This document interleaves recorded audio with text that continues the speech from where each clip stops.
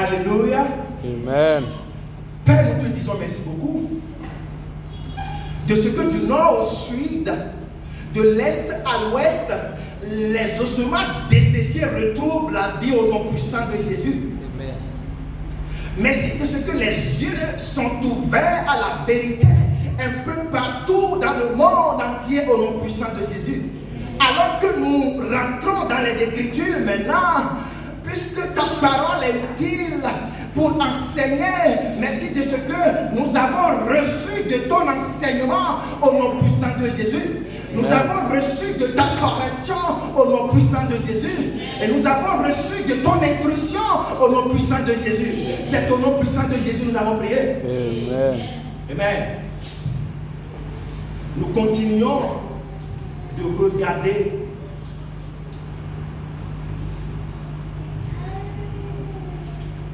la nature de Dieu. Nous continuons de voir la nature de Dieu. Vous allez nous donner rapidement Jean 3, verset 36. Celui qui croit au Fils a la vie éternelle. Celui qui ne croit pas au Fils ne verra point la vie, mais la colère de Dieu demeure sur lui. Amen. Celui qui croit au Fils a la vie éternelle. Celui qui ne croit pas au Fils n'a point la vie, mais la colère de Dieu demeure sur lui. L'objet de notre étude d'aujourd'hui va s'atteler sur la colère de Dieu. Amen. Quiconque croit à la vie.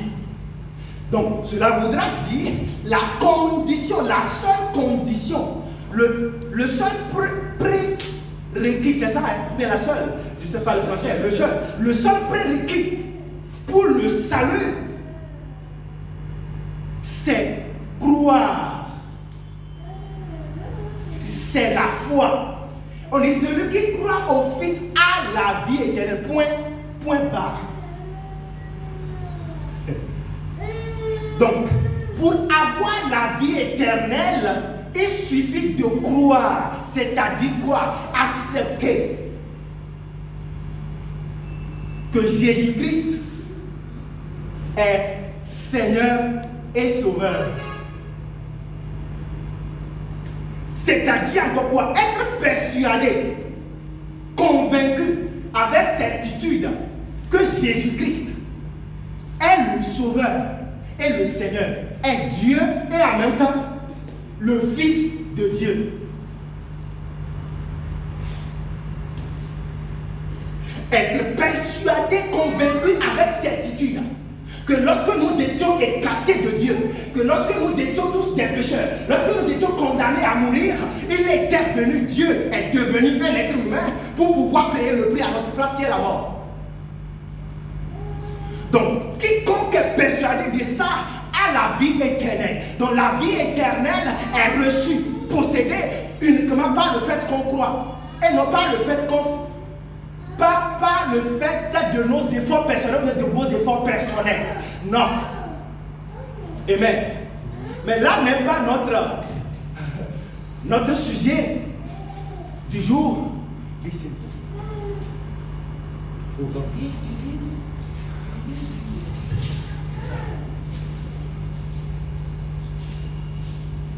Amen. Alléluia. Celui-là ne fera point la vie, mais la colère de Dieu demeure sur lui. La colère de Dieu demeure sur lui. Colère de Dieu.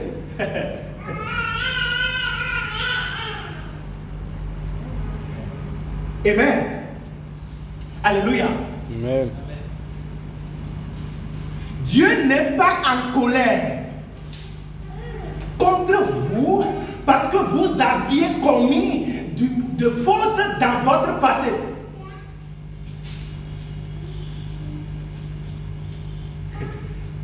Dieu n'est pas en colère contre quelqu'un parce que cette personne avait commis des fautes dans son passé. Dieu n'est pas en colère contre vous parce que vous aviez commis de l'immoralité sexuelle, de l'adultère, de la fornication.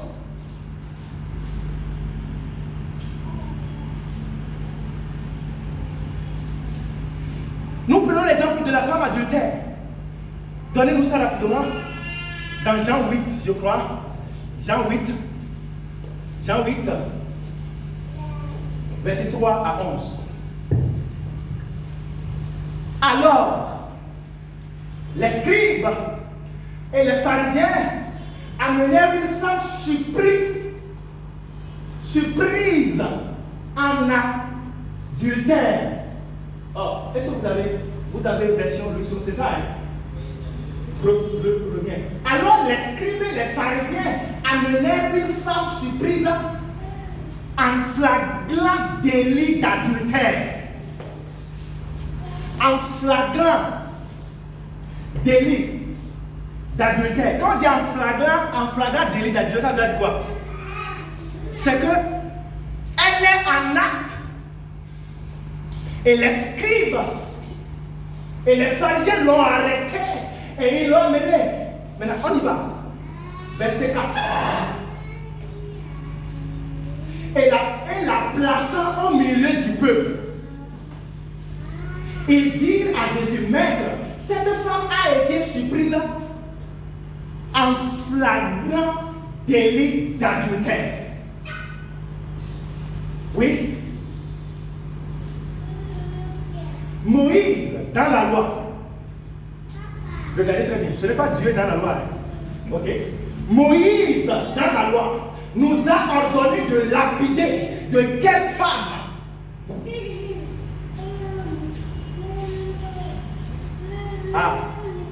Nous a donné licence, autorisation de lapider de quelle femme jusqu'à mort. Toi donc, que dis-tu? Cela veut dire quoi? Grâce, que dis-tu de la situation?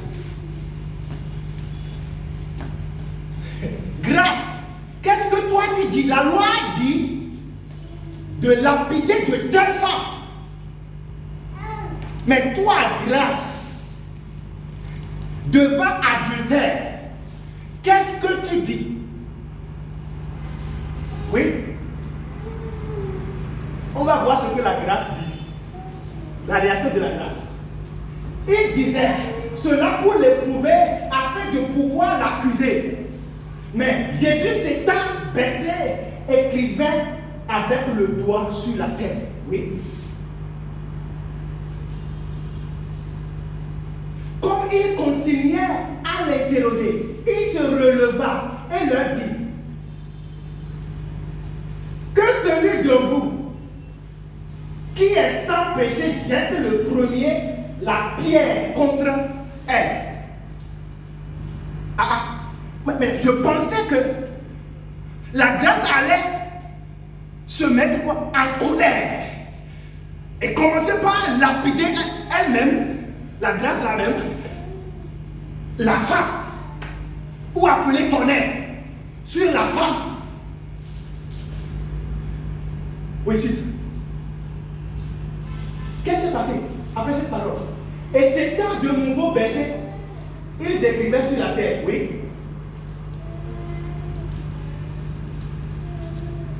Quand ils entendirent cela, accusés par leur conscience, ils se retiraient un à un.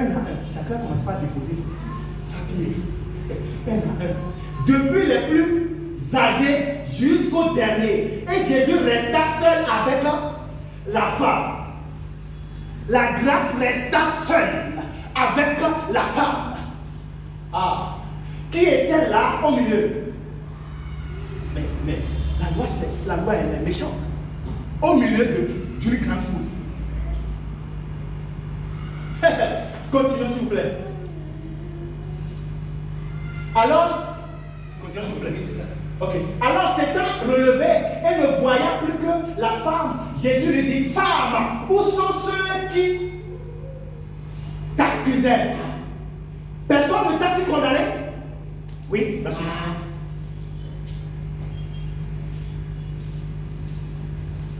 Elle répondit, non, Seigneur.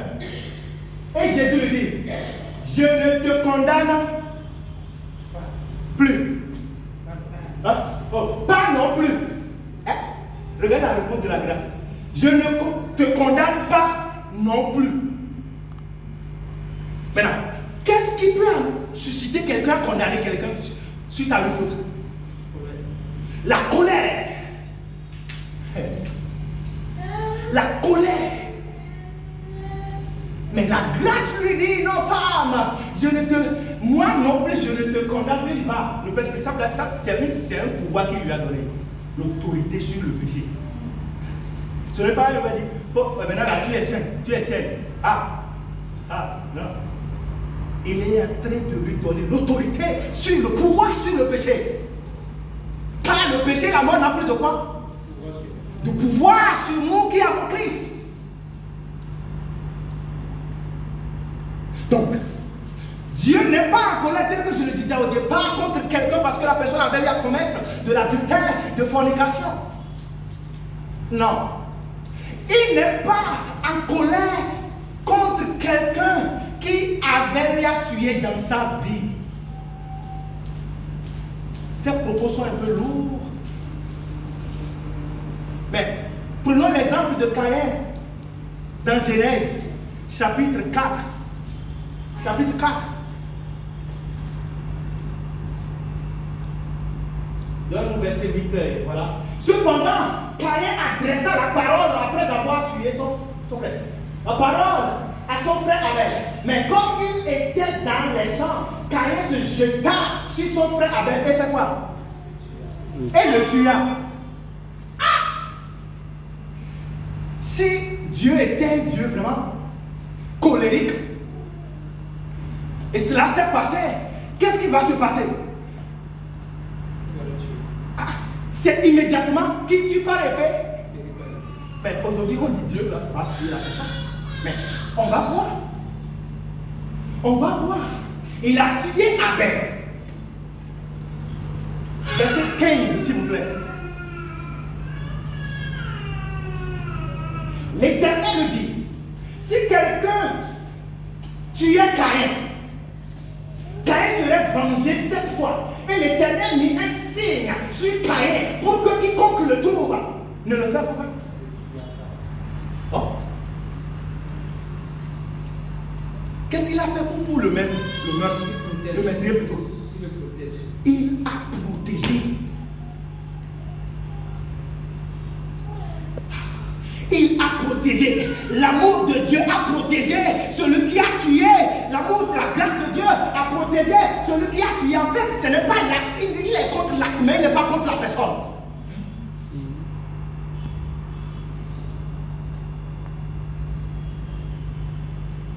Dieu est contre l'acte, mais n'est pas contre la personne. Parce qu'il a dit, je ne suis pas venu dans le monde pour faire quoi? Pour perdre les âmes. Mais pour que les âmes soient sauvées.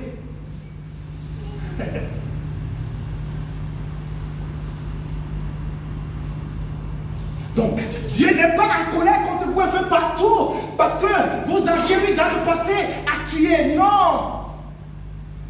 Vous savez ce qui a tué Abel? Ce n'est pas Caïn. Caïn était l'image de la religion. Caïn était l'image de la loi. Caïn était l'image du voleur, du malin. Il était l'image du malin, du diable. La Bible dit, il est venu pour faire quoi? Pour dérober, pour égorger, pour tuer, détruire.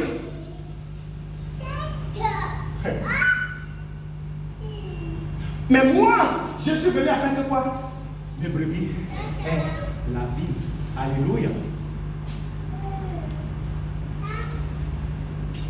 Dieu n'est pas en colère contre vous parce que vous aviez lui à mentir ou à voler. Pas du tout. Il est contre l'acte, mais il n'est pas contre la personne parce que c'est celui qui est derrière l'acte.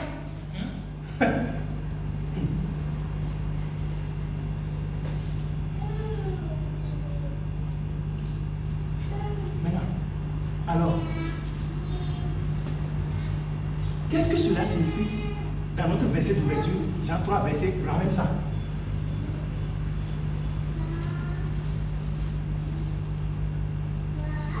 Jean 3, verset 36. Celui qui croit au Fils a la vie éternelle. Celui qui ne croit pas au Fils ne verra pas la vie. Mais la colère de Dieu demeure sur lui. Donc notre sujet principal, c'est la colère de Dieu demeure sur lui. Parce que c'est ce que la religion utilise souvent pour dire Dieu se met en colère, Dieu tue, Dieu détruit, etc. etc. C'est quoi la colère de Dieu? Aujourd'hui, nous allons noter cette révélation-là. C'est quoi la colère de Dieu? Mais bien avant ça, regardez, l'audience de l'évangéliste ou bien l'apôtre Jean, son audience était qui? Les croyants et ceux qu'on appelait les agnostiques. Ceux à qui il adressait cette parole étaient à la fois les croyants dans l'assemblée. Il y a les croyants et parmi les croyants là, il y avait aussi quoi? Des agnostiques, c'est-à-dire ils sont parmi les croyants mais n'ont pas cru. Et il leur dit, celui qui croit a la vie, mais celui qui ne croit point n'a point la vie. Mais, je vous en prie, la colère de Dieu demeure sur la personne.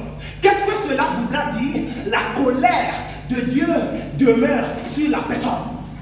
C'est quoi la colère de Dieu? Vous êtes prêts pour recevoir ça? Yes. Hein? Yes. La colère de Dieu, c'est qu'il a livré, c'est qu'il a abandonné sa partie, sa forme humanitaire à Satan. Écoutez très bien. La colère de Dieu. D'abord, on avait dit le dimanche passé que Dieu n'a pas la chair. Dieu est esprit. Il est amour. Donc, la colère de Dieu, là, ce n'est pas les œuvres de la chair citées dans Galates. Galates, non. Non. La colère de Dieu, ce n'est pas le déluge. Le déluge n'est pas la colère de Dieu. La décision de Sodome et Gomorrhe n'est pas la colère de Dieu. Covid-19. Les gens ont interprété Covid-19 comme quoi? Dieu s'est fâché contre le monde à cause de quoi? L'iniquité est en train de détruire. Non, telle n'est pas la colère de Dieu. Covid-19 n'est pas la colère de Dieu. Alors, c'est quoi la colère de Dieu? Tel que nous le disons, la colère de Dieu, c'est que Dieu a abandonné sa partie humaine, sa partie humanitaire à Satan, au péché, à la mort, à l'enfer. Pour la réconciliation du monde avec lui-même. Vous ne comprenez pas. La partie humaine de Dieu, c'est qui? C'est Jésus.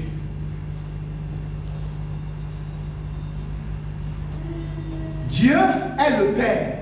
À la fois quoi? Le Saint-Esprit. À la fois le Fils.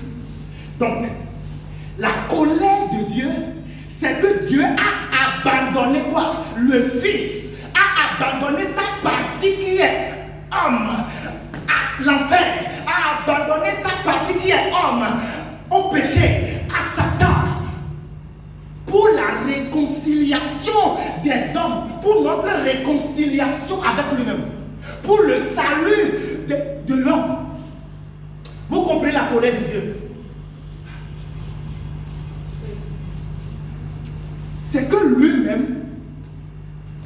qui est devenu un être humain, s'est donné, s'est livré à Satan, s'est livré à l'enfer, s'est livré au péché, s'est livré à la mort. Pourquoi? Et c'est pour ses fautes. Pour la réconciliation du monde qui était éloigné de lui. Pour le salut des hommes. Donne-nous Matthieu 27. Verset 46. Et vers la 9e heure, Jésus s'écria d'une voix forte. Élie, Élie, lama sabachthani, c'est-à-dire, mon Dieu, pourquoi?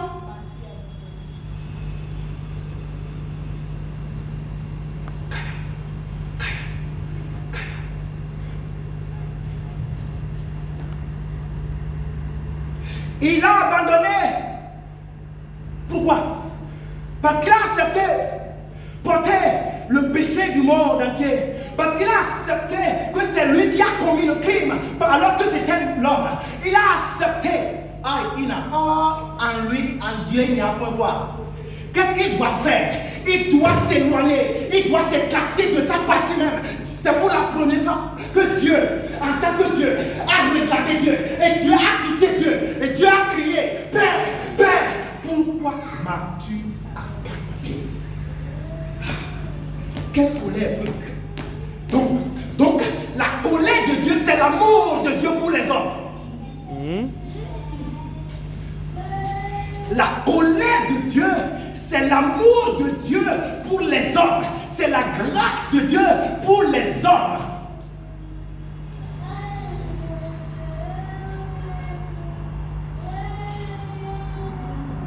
Regardez comment le prophète David l'a dit.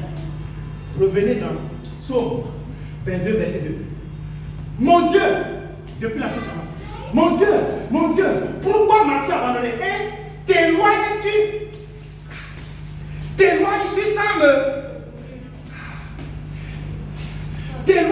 sans me secourir. Cela voudra dire que c'est un moment où Jésus, la partie humaine de Dieu souffrait. La partie humaine de Dieu était sous le...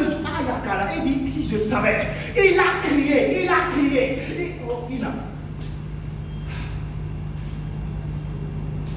La chose ça me... Et les hommes vont dire aujourd'hui que ce n'est pas leur dit. Ce n'est pas leurs efforts qui seront sauvés.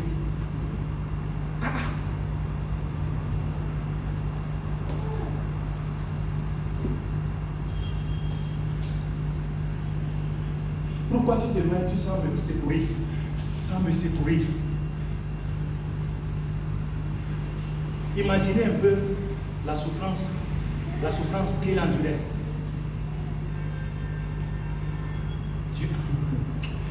La souffrance qu'il endurait à la place, à notre place, à votre place. La souffrance qu'il endurait. Dieu a crié à Dieu. Lui qui n'a point commis de péché.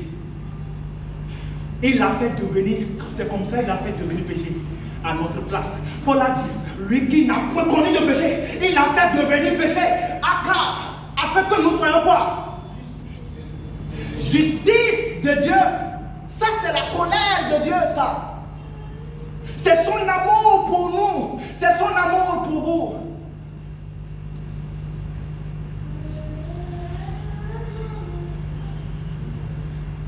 Sans me secourir, sans écouter mes plaintes.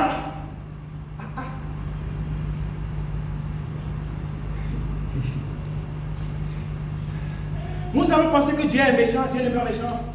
Parce que la parole doit s'accomplir. Amen. C'est pourquoi nous déclarons au nom puissant de Jésus que tout ce qui constitue Aya Inama de bord retrouve vie au nom puissant de Jésus. Amen. Là où il n'y a pas vie, les ossements déchaissés se soulèvent, retrouvent vie au nom puissant de Jésus-Christ. Amen.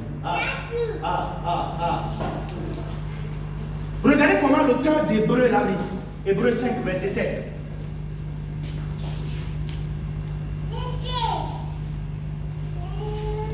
C'est lui qui, dans les jours de la chair, ayant présenté avec de grands cris et avec larmes, des prières, des supplications à celui qui pouvait, à celui qui pouvait faire quoi? Le sauver de la mort. Cela voudrait dire quoi? Il a abandonné où? Pourquoi? Pour la mort, à l'enfer. Il s'est abandonné. Il s'est livré à l'enfer. Et en présentant avec de grands cris. Et des grands cris. Imaginez un peu le cri. C'est là où nous étions. Nous étions tous condamnés à là. Vous étiez tous condamnés à là. Mais son amour est si vaste. Avec des larmes. C'est pourquoi nous déclarons, là où vous êtes déclarés, que tout ce qui constitue de larmes, parce qu'il a déjà crié, il a déjà souffert, il a déjà... Est-ce que tu peux déclarer tout ce qui est damnitude, tout ce qui constitue de larmes, retrouve la joie, retrouve la vie, retrouve parce que Christ a déjà versé ses larmes à notre position, à notre place. Zekato elle bra aka alina. Zekata la. Est-ce que vous pouvez déclarer tout ce qui n'a pas de vie parce que Christ a souffert, inamayata. Lui ayant présenté avec de grands cris et avec larmes, des prières, des supplications. Cela voudrait dire quoi? Il a dit, papa, je t'en prie, je ne savais pas que c'était difficile comme ça. Je ne savais pas que c'était lourd comme ça. Papa, je t'en prie, sauve-moi. Papa, libère-moi. Je ne savais pas. Libère-moi. Et c'est pour la première fois que papa l'a regardé. Il a dit non.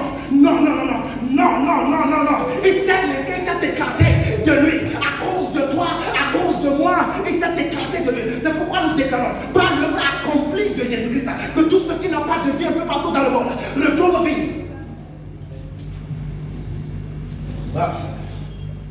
Gaïna Machita, guérir, Bilat, Ina, les bras sautés.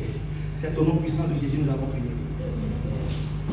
La colère de Dieu, c'est l'amour de Dieu pour les hommes. La colère de Dieu, c'est la grâce de Dieu pour les hommes. Ce n'est pas la destruction. Il ne détruit pas. Il s'est auto-détruit. Il s'est auto-livré. C'est sa colère, ça. Amen. Donc ceux qui ont dit Dieu a détruit, ceux qui ont dit Dieu a tué, ça a besoin d'explication, ça a besoin d'interprétation. Parce que personne n'a jamais vu excepté qui? Personne n'a jamais vu Dieu, excepté Jésus-Christ. Donc ceux qui n'ont jamais vu Dieu, comment? Je ne te connais pas, comment est-ce que je ne peux pas bien parler de toi? Je ne t'ai jamais vu. Je ne t'ai jamais connu. Est-ce que je peux bien parler de toi? Je peux bien te présenter aux hommes. La seule manière où je peux bien te présenter, c'est que je t'ai connu. Et la seule personne qui est Dieu, qui a connu Dieu, c'est Jésus-Christ. Alléluia.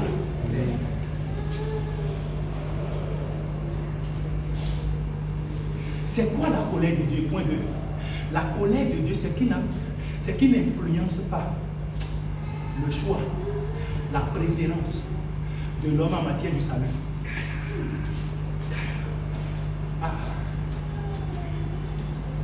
Il n'influence pas. Il n'impose pas. Il n'influence pas. La colère de Dieu, c'est qu'il n'influence pas le choix ou bien la préférence de quelqu'un en matière du salut, de son salut. Mais veut que tout le monde soit sauvé.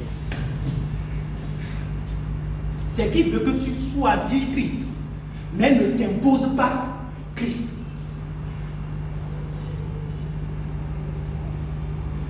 Il n'impose pas Christ le salut. Il ne force pas le salut. Mais plutôt, qu'est-ce qu'il fait? Abba Ina, il veut quand même que nous choisissions Christ. Il veut que notre préférence dans le monde, un peu partout, soit Christ. Mais il n'impose pas, il ne force pas. Mais il te présente, il se présente à toi, mais ne s'auto-impose pas.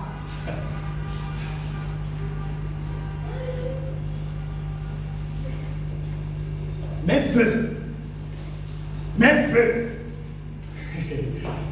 veut, son ardent désir, c'est que le monde entier soit comment? Sauvé. Mais il n'impose pas. Parce qu'il a donné quoi? Le libre à toute sa créature. Alors,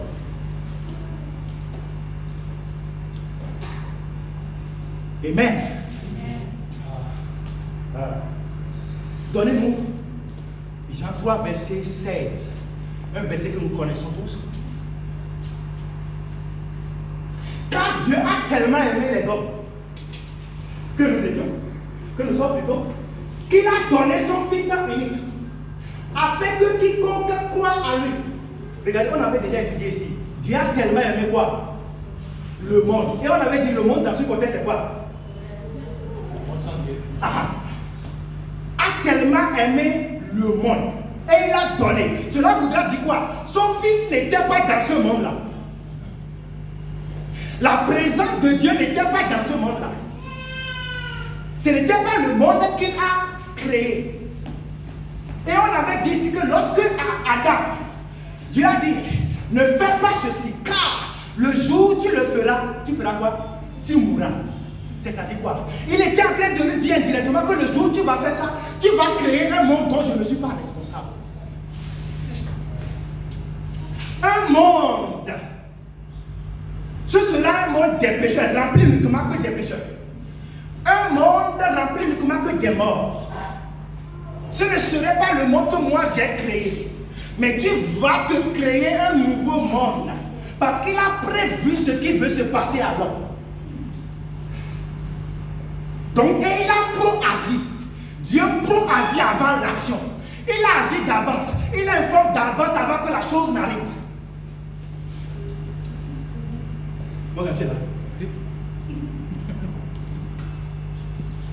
Et donc, lorsque nous étions même séparés de Dieu, regardez son amour. Lorsque nous avons créé notre propre monde, monde des pécheurs, monde des morts, monde de ceux qui viennent en enfer, regardez comment il a envoyé son Fils unique. Sa partie humaine. Afin que quiconque croit en lui ne périsse point. Pourquoi il l'a envoyé? C'est pour que nous soyons sauvés. Donc c'est ce qu'il veut, non? Donc sa volonté, c'est que nous soyons tous sauvés. Mais il a donné juste une seule condition. Il faut croire. Donc il ne va pas imposer. Aïe, aïe, aïe. C'est là où, c'est ça sa colère. Il n'influence pas, il n'impose pas, il ne force pas. Mais il veut, à tant désir, qu'on soit sauvé, que le monde entier soit sauvé, que tous les hommes soient sauvés. Jean 6, verset 40.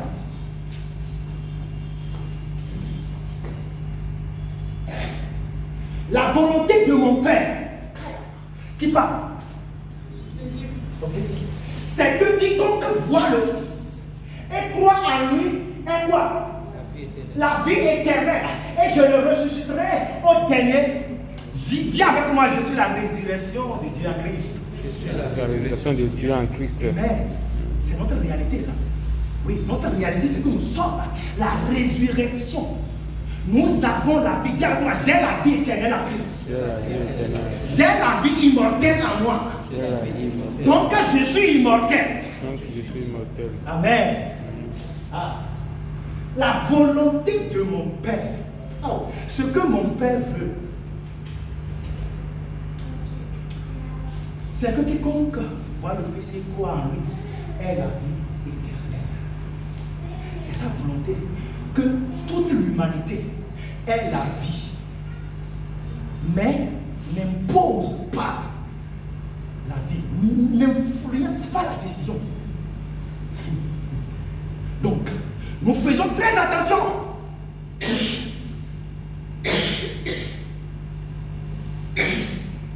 Amen.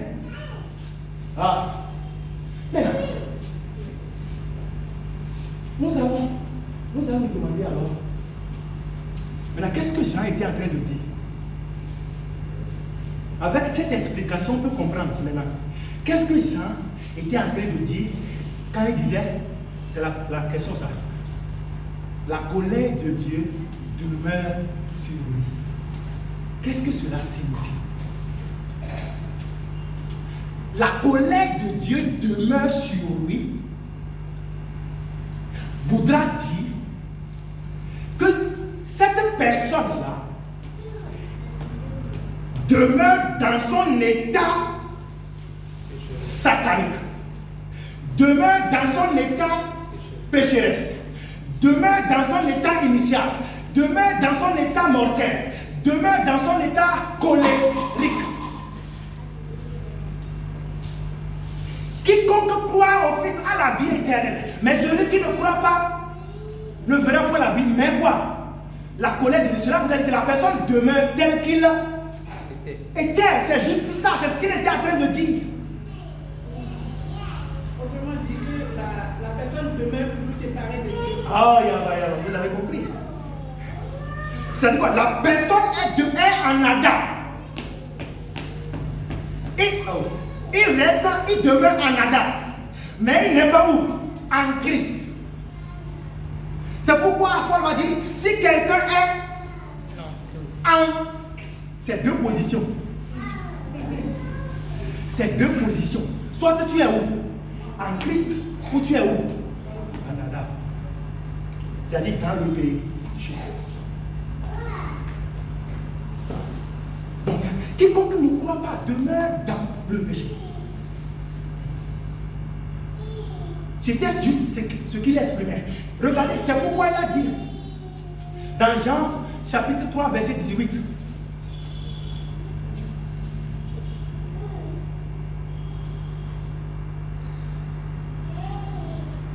Celui qui croit en lui n'est point jugé. Mais celui qui ne croit pas est déjà. Le mot déjà est déjà jugé. Pas jugé par Dieu. Non. Parce que Dieu a déjà jugé son fils. Celui qui a été jugé, condamné là, c'est Jésus-Christ.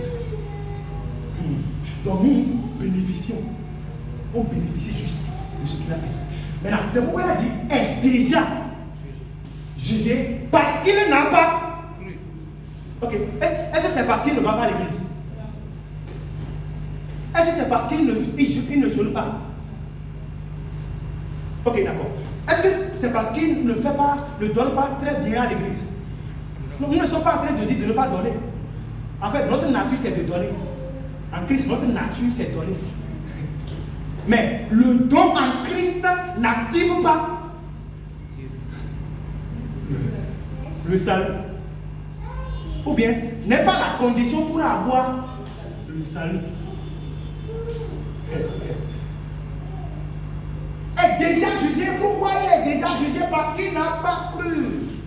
Donc, la seule condition pour avoir la vie, pour être sauvé, c'est juste croire. C'est-à-dire quoi? Être persuadé, convaincu avec certitude que le Jésus-Christ est Seigneur et Sauveur. Que lorsqu'on était séparés, il a payé le prix. C'est lui qui a payé le prix. Et non, moi je vais payer le prix. Qui va accepter ça? On dit mort bien. On voit Boko Haram maintenant rentrer dans. On dit, boum, dans ce cas, avec les machettes. Ah, qu'est-ce que le pasteur va faire? On a combien de Amen. Mais il s'est livré lui-même. Quand ils sont venus, il s'est livré.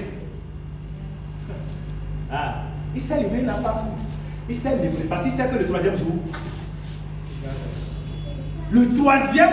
il est ressuscité. Dieu, c'est Dieu peut mourir. La raison pour laquelle il s'est rendu mortel, c'est parce que c'est un homme qui a problème. Et en tant que Dieu ne peut pas descendre en tant que Dieu parce qu'il a esprit. Donc le seul moyen pour lui, c'est de prendre le corps qui a problème et de venir régler le problème. Mais lorsqu'il a réglé le problème, le troisième jour, le père a exaucé sa prière. Ah. Son papa a exaucé sa prière. Vous avez su ça, non? Il a exaucé sa prière parce qu'il avait prié. Il avait crié. Sauve-moi, sauve-moi. Mais le troisième jour, effectivement, le papa l'a sauvé. Donc, redonnez-nous Hébreu. Hébreu chapitre 5, verset 7. Dieu a exaucé Christ, sa partie humaine.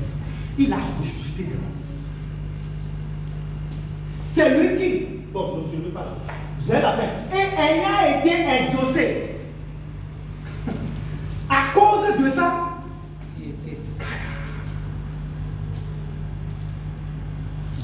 il avait déjà crié, ayant présenté avec des grands cris et avec larmes, des prières et des supplications à celui qui pouvait le sauver de la mort, et ayant été exaucé à cause de sa piété. Il a été exaucé. Comment nous l'avons su? Le troisième jour, il est ressuscité des morts. Regardez, Matthieu 28, verset 6. Quelqu'un est là? Non, vous êtes dans les pas. Ok. Matthieu 28, verset 6. Il n'est point ici. Dis, je ne suis pas là.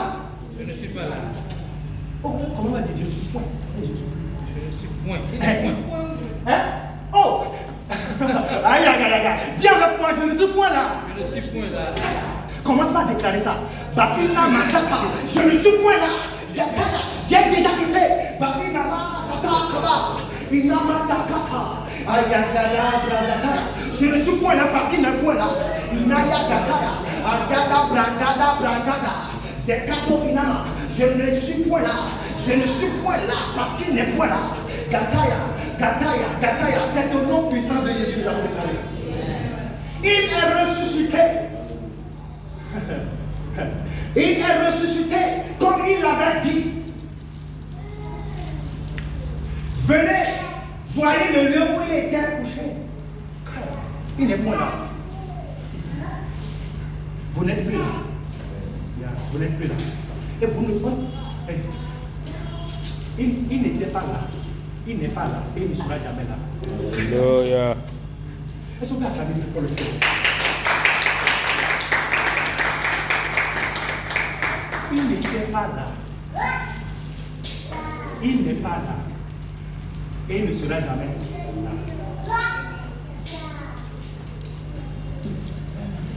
Vous n'étiez pas là. On n'est pas là. On ne sera jamais là. C'est une grâce qui nous a été donnée. Amen.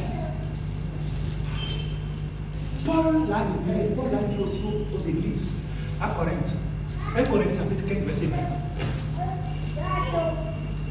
Mais maintenant, Christ est ressuscité des morts. Il est quoi? Les prémices de ceux qui sont morts. Il n'est point là. On va partir à la maison avec il n'est point là. Je ne suis point là. Amen. Levons-nous sur nos pieds et commençons par lui rendre grâce de ce que nous sommes délivrés éternellement pour toujours de l'enfer, pour toujours de la mort, et nous a transférés en Christ. Bayada basi kato, elembra zakatu linima katoba, iganda brosi kato le masita baya, eleka baina brazo kita, baina mai na masita baika, baraka toke lembra, zekadambra zikato, eleba zakata inama, zekato balinama. Est-ce que tu peux déclarer? Je ne suis point là. Tu peux confesser. Je ne suis point là. Je suis en Christ. Je suis en Christ. J'ai la vie éternelle. Je suis sauvé éternellement. Bayada brasata. Egede bragata. Elina masita. Babina bragada. Gede basatika.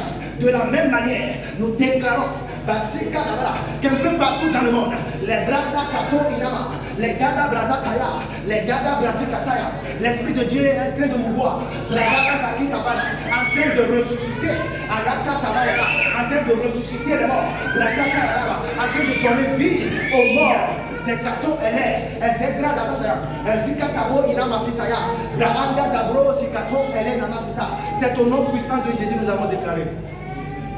Regardez, tel que Jésus-Christ était dans le monde, c'est comme ça que nous sommes dans le monde. Amen.